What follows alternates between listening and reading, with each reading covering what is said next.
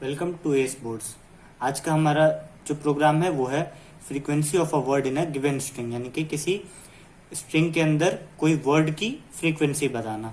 तो हम एक एग्जांपल से समझते हैं। तो यहाँ पे मैंने एक एग्जांपल लिखा है। ये एक स्ट्रिंग है जो हमें यूज़र से इनपुट में मिलेगा।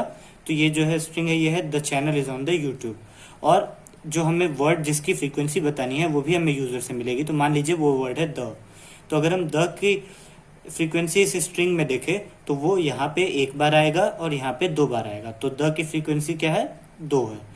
तो यहाँ पे हमें टू प्रिंट करा देना है इस वर्ड की फ्रीक्वेंसी। तो इस प्रोग्राम का हमें ये जो क्वेश्चन है इसका हमें प्रोग्राम लिखना है। तो अब हम पहले समझते हैं कि ऐसे प्रोग्राम्स को कैसे अप्रोच करना है और क्या लॉजिक होना चाहिए। इस प्रोग्राम में अगर आप देखें तो आप कोई भी स्ट्रिंग है उसे आप कैसे बता सकते हैं कि वो एक वर्ड है। जैसे कि हम कैसे बता सकते हैं कि यहाँ पे सेंटेंस में चैनल एक वर्ड है, या फिर इज एक वर्ड है, ऑन एक वर्ड है। तो हम हम इस वर्ड के बाद का जो स्पेस है ये बताता है कि ये एक वर्ड है, क्योंकि चैनल के बाद हमने एक स्पेस दिया है तो इससे पता चल रहा है कि चैनल एक वर्ड है। द के बाद हमने एक स्पेस दिया है तो पता चल रहा है द एक वर्ड है। इस के बाद हमने एक स्पेस दिया है तो हमें पता चल रहा है इज एक वर्ड है। ऐसे पहचान पाएंगे कि ये जो स्ट्रिंग है ये एक वर्ड है इस सेंटेंस में।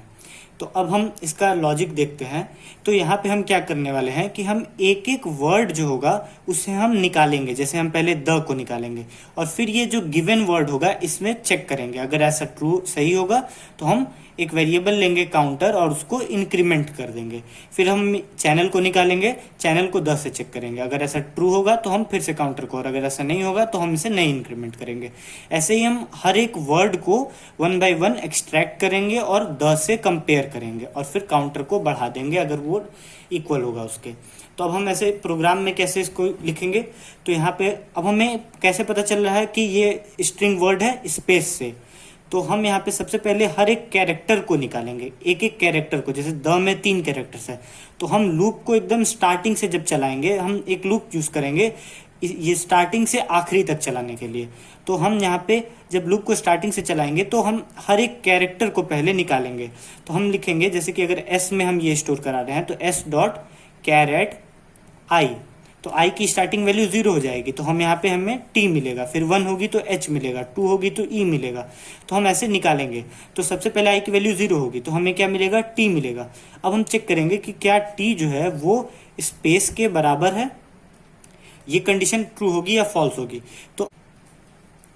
तो अगर ये कंडीशन फॉल्स होती है, टी क्योंकि स्पेस के बराबर नहीं है, तो अब हमें क्या करना है कि हमें एक स्ट्रिंग लेना है। मान लीजिए कि ये जो सर्च करना था, ये जिस वर्ड की फ्रीक्वेंसी बतानी थी, इसे हम SW में स्टोर करा लिए हैं। तो अब हम एक स्ट्रिंग लेते हैं P, और हमें ये जो कैरेक्टर है क्योंकि ये स्पेस के बराबर नहीं है तो हमें इसके P में स्टोर कर लेना है। इसके बाद से हम नेक्स्ट कैरेक्टर पे आ जाएंगे। नेक्स्ट कैरेक्टर H है तो क्या H स्पेस के बराबर है? ये भी फॉल्स है, ये नहीं है। तो अगर फॉल्स हो रहा है तो हम P के अंदर इस कैरेक्टर को भी स्टोर करा लेते हैं, तो ये हो जाएगा TH। फिर हम नेक्स्ट कैरेक्टर पे आते हैं, वो है E। क्या E जो है वो स्पेस के बराबर है? ये भी फॉल्स है। तो हम फिर से P के अंदर इसको स्टोर करा ले रहे हैं। तो जब हम P के अंदर स्टोर करा लेंगे तो ये TH ही हो जाएगा। अब नेक्स्ट कैरेक्टर क्या है? वो होगा स्पेस। तो क्या स्पेस जो है वो स्पेस के बराबर है? ये कंडीशन ट्रू हो गई।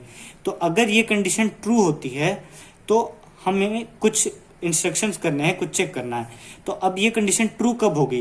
ये कंडीशन ट्रू तब होगी जब हमें एक वर्ड मिल जाएगा, क्योंकि वर्ड के बाद स्पेस आता है। तो जब ये कंडीशन ट्रू होगी इसका मतलब ये पता चल जाएगा कि P में हमें एक वर्ड मिल चुका है। तो अगर हमें वर्ड मिल चुका है तो अब हमें क्या करना है? हमें इस वर्ड से कंपेयर कराना है जो यूज़र ने इनपुट किया। तो अब हम एक इफ़ लिख लेंगे और इसके अंदर हम कंपेयर कराएंगे कि क्या SW, ये जो यूज़र ने इनपुट किया, डॉट इक्वल्स P है। क्या जो P है वो SW के बराबर है P में जो स्टोर है? तो अगर ऐसा होता है तो हम काउंटर को इंक्रीमेंट कर देंगे C++, और हम C की इनिशियल वैल्यू 0 रखे रहेंगे तो C++ से काउंटर इंक्रीमेंट हो जाएगा। और ये तो इसके अंदर आएगा जब ये ट्रू होगा, जब ये कंडीशन ट्रू होगी तो इफ के अंदर ये आ जाएगा। और यहाँ पे हम इसके बाद से ये अगर ट्रू होगी तो C++ होगा और नहीं होगी तो ये, अब हम यहाँ पे नेक्स्ट स्टेटमेंट जो लिखेंगे वो होगा P इक्वल टू नल, यानी कि जब हम इससे बाहर निकल जाएंगे तो हमें पी को नल कर देंगे, यानी कि पी को फिर से हटा देंगे, पी की सारी वैल्यूज, ताकि अब हम नए वर्ड्स को स्टोर कर पाए। तो अब स्पेस यहाँ पे थे हम, अब इसके बाद से हम नेक्स्ट वर्ड पे आएंगे तो वो होगा सी। तो क्या सी स्पेस के बराबर है? ये अभी भी फॉल्स है, तो फॉल्स होने पे क्या होगा, पी के अंदर स्टोर हो जाएगा। तो पी के अंदर पहले द था, लेकिन अब यहाँ पे फिर से नल हो गया, यानी कि पी अब फिर से ब्लैंक हो गया, तो पी के अंदर अब फिर से सी स्टोर हो जाएगा। फिर इसी तरह अब सी हमने पे आ गए हम, उसके बाद एच पे आ गए।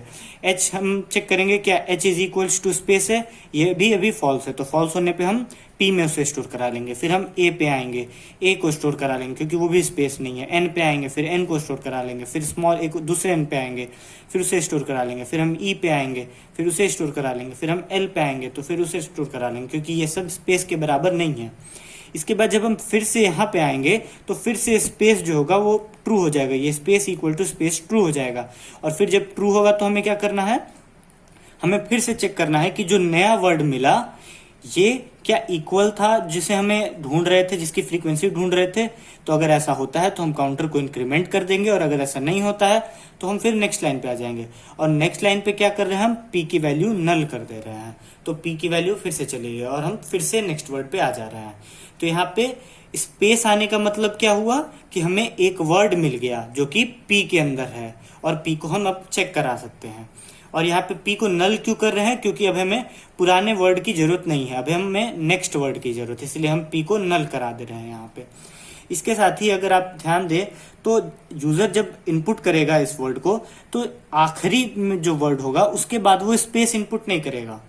इसीलिए हम क्या करते हैं कि जो आखिरी वर्ड होता है उसमें खुद से एक स्पेस इनपुट करा लेंगे, यानी कि अगर हम उसे एस के अंदर स्टोर करा रहे हैं तो s is equals to s plus space लिख देंगे, ताकि जब हमें यहाँ पे आए हम, जब हमें पी में यूट्यूब स्टोर हो जाए हमारे पी में, तो अब हमें एक स्पेस चाहिए ताकि हम ये वाला कंडीशन पे आ सके, ये सब चेक कर सके। तो इसीलिए हम वो खुद से ऐड कर देंगे ताकि हमें स्पेस मिल जाए, और अब हम यूट्यूब को SW से यहाँ पे इस वर्ड को चेक कर सके।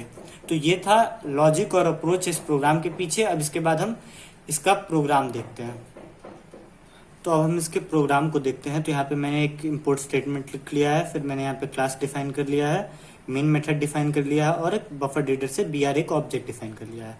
इसके बाद से मैंने कुछ वेरिएबल डिक्लेयर किए हैं, जैसे कि यहाँ पे मैंने 3 स्ट्रिंग वेरिएबल्स डिक्लेयर किए हैं। S के अंदर हम सेंटेंस स्टोर कराएंगे, SW के अंदर जो वर्ड हमें जिसकी फ्रीक्वेंसी प्रिंट करनी है वो स्टोर कराएंगे, P के अंदर हम जैसे जो वर्ड्स एक्सट्रैक्ट कर रहे थे यहाँ पे ऊपर उन्हें स्टोर कराएंगे, और उसके बाद से हम यहाँ पे कैर CH लेंगे ताकि एक एक कैरेक्टर हम निकाल सके। उसके बाद से यहाँ पे मैंने 3 इंटीजर वेरिएबल्स भी डिक्लेयर किए हैं, I फॉर लूप के लिए, L जिसमें हम लेंथ स्टोर कराएंगे स्ट्रिंग की, और C फ्रीक्वेंसी काउंट करने के लिए काउंटर वेरिएबल है। इसके बाद से अब हम यहाँ पे प्रिंट मेथड से एंटर दी सेंटेंस यूजर को बताएंगे कि सेंटेंस एंटर करने को, उसके बाद से उसे हम S के अंदर स्टोर करा लेंगे br.readline मेथड से। इसी तरीके से हम enter the word print statement से लिखेंगे, और SW में हम br.readline मेथड से इनपुट करा लेंगे। अब जैसे कि मैंने ऊपर बताया था कि आखिरी जो वर्ड रहेगा उसके पीछे कोई स्पेस नहीं होता है, तो हम उस वर्ड को कैसे हम उस वर्ड को एक्सट्रैक्ट नहीं कर पाएंगे, इसलिए हम S is equals to S plus space कर देते हैं। इसके बाद से हम L is equals to S dot length, यानी कि लेंथ निकाल लेंगे S की और L में उसे स्टोर करा लेंगे। फिर हम यहाँ पे एक फॉर लूप यूज करेंगे जो 0 से L तक चलेगा ताकि हमें हर एक कैरेक्टर मिल जाए। अब हम क्या करेंगे कि उसके अंदर आके कैरेक्टर हम एक एक निकालेंगे, तो CH में S डॉट कैरेट से हम एक एक कैरेक्टर को निकालेंगे उस सेंटेंस में से। जब हमें कैरेक्टर मिल जाएगा तो हम उस कैरेक्टर को चेक करेंगे कि क्या वो स्पेस के बराबर है। अगर वो नहीं होता है तो हम P में उसे स्टोर करा देंगे, जैसे कि यहाँ पे हमने यहाँ पे चेक करा रहे थे हम, और उसके बाद से यहाँ पे हम एक एक कैरेक्टर्स को निकाल रहे थे, और उसके बाद से हम उसे P में स्टोर करा रहे थे अगर वो स्पेस के बराबर नहीं हो रहा था तो इसी तरीके से हम यहाँ पे यहाँ पे हम चेक करेंगे कि क्या वो कैरेक्टर स्पेस के बराबर है या नहीं है। अगर नहीं है तो हम P में स्टोर करा लेंगे, और अगर वो स्पेस के बराबर है इसका ये मतलब होता है कि हमें वो एक वर्ड मिल गया है जो कि P में स्टोर है। तो हमें वो वर्ड जो मिला है जो P में स्टोर है, हम P को SW जो हम यूजर से हमने अभी इनपुट लिया उससे चेक कराएंगे क्या वो दोनों इक्वल है। अगर वो दोनों इक्वल होता है तो हम C++ को इंक्रीमेंट कर देंगे और फिर यहां से निकलने के बाद से हम P को नल कर देंगे ताकि हम P में नया वर्ड स्टोर कर पाए। और जब ये पूरा फॉर लूप क्लोज हो जाएगा तो अब इसके बाद से हम प्रिंट कर देंगे कि जो फ्रीक्वेंसी थी वो कितनी थी उस वर्ड की, और यहाँ पे हम फिर क्लास और मेन मेथड क्लोज कर देंगे। तो इस प्रोग्राम को हम एक बार ट्रेस कर लेते हैं ताकि आपको और अच्छे से समझ में आए। तो मान लीजिए कि हमें S के अंदर यूजर से जो सेंटेंस इनपुट मिला है वो ये सेंटेंस है, और SW के अंदर जो हमें वर्ड जिसकी फ्रीक्वेंसी बतानी है वो ये है, इज है। तो अब हम सबसे पहले हमें दोनों इनपुट मिल चुका है, अब हम इस स्टेटमेंट पे आते हैं और हम S is equal to S plus space कर देंगे। तो क्योंकि यूजर ने सिर्फ इनपुट किया था द मैन इज, तो अब हम इसमें स्पेस इनपुट कर लेंगे, यानी कि ये यहाँ पे स्पेस एक आ जाएगा। इसके बाद से हम L के अंदर S डॉट लेंथ लिखेंगे। तो S डॉट लेंथ कितना हो जाएगा, अब नया जो लेंथ हो जाएगा वो हो जाएगा आपका 11, क्योंकि यहाँ पे पहले 10 था लेंथ और हमने एक और स्पेस ऐड कर दिया तो अब उसकी लेंथ 11 हो गई है। अब हम एक फॉर लूप यूज कर रहे हैं जो कि i इक्वल टू 0 से i लेस देन l तक चल रहा है। तो i की इनिशियल वैल्यू क्या हो गई, 0 हो गई है। अब इसके बाद से हम चेक करेंगे क्या 0 लेस देन 11 है, ये ट्रू है। तो अब हम ch is equal to s dot char at i लिखेंगे, यानी कि जो कैरेक्टर होगा i पे, तो i की वैल्यू 0 है तो 0 पे क्या कैरेक्टर है, t, तो हमें ch में t मिल गया। अब हम चेक करेंगे क्या t not equal to space है, क्या t जो है वो स्पेस के बराबर नहीं है, यहाँ पे हम ये चेक कर रहे हैं। तो ये क्योंकि नहीं है तो यानी ये कंडीशन ट्रू हो गई है। तो हम p equal to p plus ch कर देंगे, यानी कि p की वैल्यू पहले नल थी तो यहाँ हम p के अंदर ch ऐड कर देंगे। तो ch की वैल्यू यहाँ पे क्या मिली, हमें t मिली थी, तो हम p के अंदर ch की वैल्यू जो कि t मिली थी हम उसे ऐड कर देंगे। इसके बाद से हम, क्योंकि हम इफ में आ गए थे तो एल्स नहीं एग्जीक्यूट होगा और हम फिर से i को इंक्रीमेंट कर देंगे तो i की वैल्यू 1 हो जाएगी।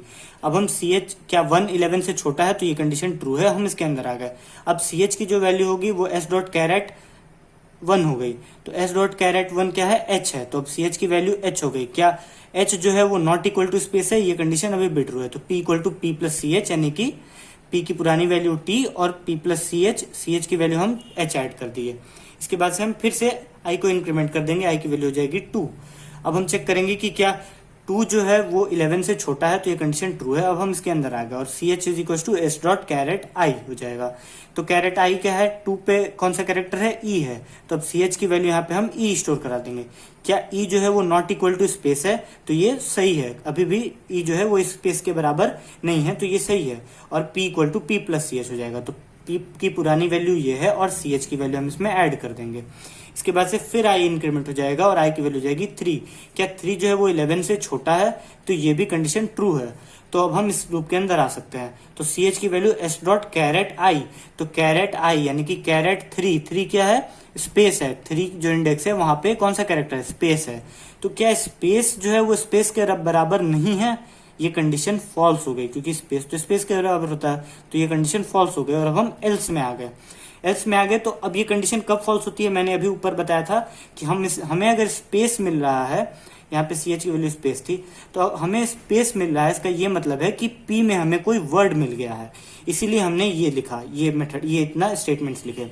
तो हमें वर्ड मिल गया तो हमें क्या करना है, हमें उसे कंपेयर करना है जो हम वर्ड जिसकी फ्रीक्वेंसी ढूंढ रहे थे उससे। तो हम यहाँ पे if SW dot equals p, क्या SW जो है, SW में कौन सा वर्ड है, इज है, तो क्या इज द के बराबर है, ये अगर है तो C++ करना है, तो ये नहीं है तो हम नहीं करेंगे और सिर्फ हम p को नल कर देंगे। तो अब p की वैल्यू फिर से नल हो गई, यानी कि अब p में कुछ नहीं स्टोर है। अब हम फिर से ऊपर आएंगे और i को इंक्रीमेंट करके 4 कर देंगे।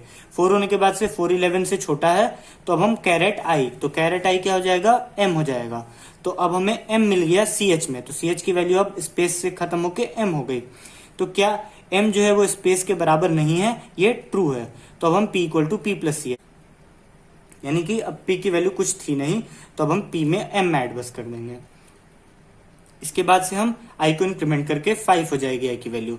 i क्या 11 से छोटा है, ये सही है, तो हम कैरेट 5 देखेंगे। तो 5 पे कौन सा कैरेक्टर है, a है, तो अब ch की वैल्यू हो गई a। अब इसके बाद से a not equal to space, ये कंडीशन ट्रू है, तो हम p equal to p plus ch कर देंगे, यानी कि p की पुरानी वैल्यू m और ch a, ma हो गया। इसके बाद से हम i की वैल्यू इंक्रीमेंट करके 6 कर देंगे। तो क्या 6 11 से छोटा है, ये कंडीशन ट्रू है। तो इसके बाद से हम s डॉट कैरेट i देखेंगे। तो कैरेट 6 क्या है, n है तो हम CH में n स्टोर करा लेंगे। अब क्या n not equal to space है, ये कंडीशन अभी भी ट्रू है, तो p equal to p plus CH यानी कि MAN हो जाएगी। MA जो p की पुरानी वैल्यू और CH n। इसके बाद से हम ऊपर जाके फिर से i की वैल्यू इंक्रीमेंट कर देंगे, वो हो जाएगी 7। क्या 7 11 से छोटा है, ये कंडीशन अभी भी ट्रू है, हम लूप के अंदर आ गए। और CH s डॉट कैरेट आई, कैरेट आई क्या हो गया, स्पेस हो गया, 7 में स्पेस है, तो अब हम CH की वैल्यू क्या हो गई है, वो स्पेस हो गई है, तो space not equal to space, ये कंडीशन फॉल्स हो गई। और अब हम एल्स में आ गए। स्पेस मिलने का क्या मतलब है कि हमें P में कोई वर्ड मिल गया है। वर्ड मिलने का मतलब कि हम SW से उसको कंपेयर कराएंगे कि क्या वो वही वर्ड है। तो SW डॉट इक्वल्स P, तो क्या इज और मैन दोनों सेम है, SW इक्वल्स P नहीं है, तो हम C++ नहीं करेंगे, हम इसके अंदर नहीं आएंगे और सिर्फ हम P को नल कर देंगे।